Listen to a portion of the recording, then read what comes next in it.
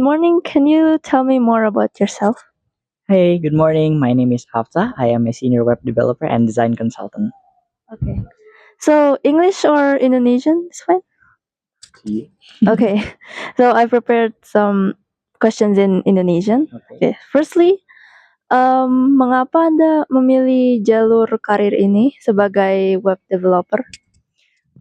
Pada awalnya aku nggak berencana atau tidak pernah bermimpi atau bercita-cita jadi web developer.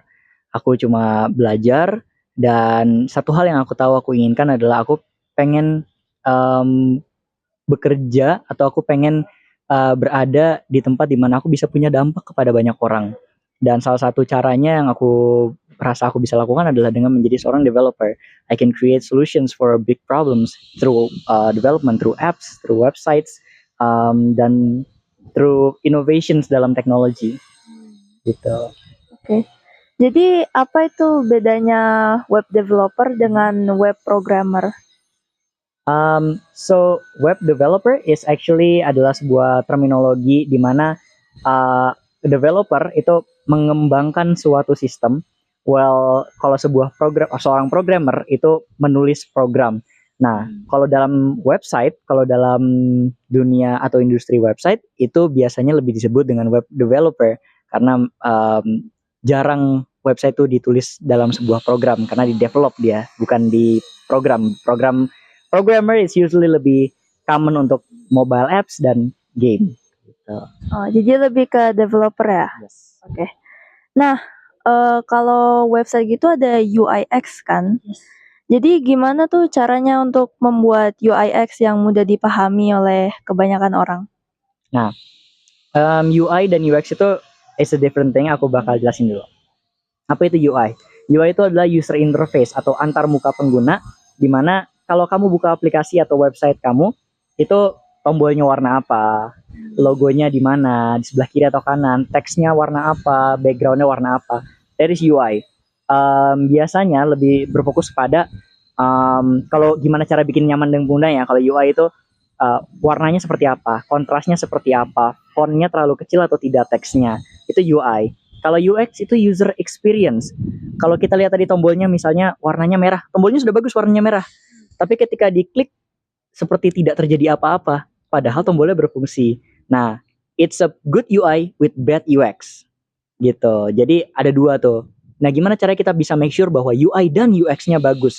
Kita harus terus-terus testing dan terus-terusan improving, dan setiap kali ada feedback kita terapkan. Misalnya untuk tombol tadi, kita lihat nih tombolnya bagus nih secara tampilan, tapi ketika diklik kok kayak nggak terjadi apa-apa. User akan bingung. Ini gimana ya? Tombolnya rusak, padahal tombolnya tidak rusak. Kita akan balik ke code-nya, lalu kita akan bilang, untuk tombol ini kita akan kasih sedikit loading kecil ketika dipencet supaya user akan menunggu dan tidak berpikir bahwa tombol ini rusak. Contohnya seperti itu. Itu adalah memperbaiki sebuah UX. Pertanyaannya aku jawabnya dengan seperti ini. Bagaimana cara membuat UI dan UX yang baik dan nyaman digunakan? Caranya adalah dengan tidak berhenti untuk mendengarkan user dan terus-terusan mengembangkan. Karena dari situlah kita cuma bisa terus-terusan being better and better, continuously improving dan development gitu. I see. Nah, saya tuh ingin sekali untuk menjadi web developer, tapi saya nggak tahu harus start dari mana nih. Menurut Kakak gimana? Menurutku start with everything yang paling simple dulu. So for example, yang hari ini kita udah share itu kita coba menggunakan teknologi website yaitu paling fundament HTML, CSS dan JavaScript. Kita coba untuk membuat sebuah mini game platformer ya kan, dan kita jalankan di mana di CodePen. Kenapa ini adalah starting point yang sangat bagus banget? Karena teman-teman nggak perlu install apa-apa, ya kan? Tidak perlu install tools, tidak perlu install sebuah compiler atau apapun. Kodenya masukin aja ke dalam CodePen, lalu dia akan berjalan. Web design atau web development itu sesimpel itu. Tidak perlu install apa-apa, tidak perlu terlalu banyak aplikasi dan sebagainya. Dia bisa jalan kapan saja selama kita punya browser, Google Chrome, Microsoft Edge, Brave, Firefox gitu. Jadi untuk mulai jadi web developer, cobalah buat project-project kecil-kecil dan sering menurutku. Jangan satu lalu berputar di situ aja sampai dia sempurna, percayalah tidak akan terjadi gitu. Website pertama kita itu pasti tidak sempurna. Website pertama aku jelek sekali. Website pertama, kedua, ketiga tuh pasti jelek sekali sampai udah ke sekian, aku juga sekarang udah lupa berapa website yang aku bikin ya, tapi lama-kelamaan kita terus belajar. Ketika kita bikin website jelek 1, 2, 3, kita akan terus-terusan belajar. Kita ngeliat, oh yang kemarin kurangnya di sini, kita evaluate, kita catat, lalu kita breakdown lagi. Oh next time I will do better next time on this part.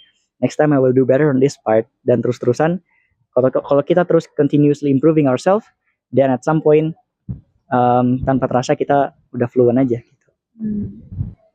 Nah itu kakak udah ada bertahun-tahun pengalaman ya? Kira-kira berapa tahun tuh? Probably 9-10 tahun mungkin. Website yang pertama kali kakak bikin seperti apa?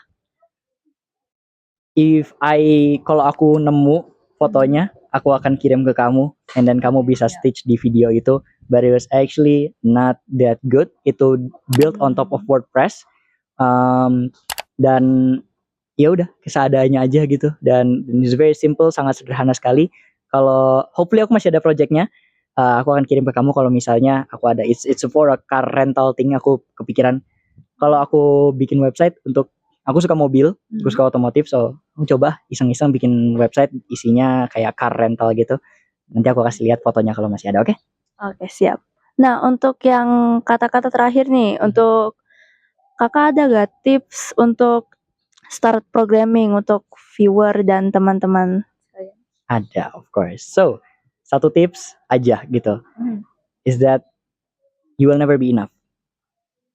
Jangan pernah ngerasa, jangan pernah ngerasa kalau misalnya kita udah ngerasa, oh cukup.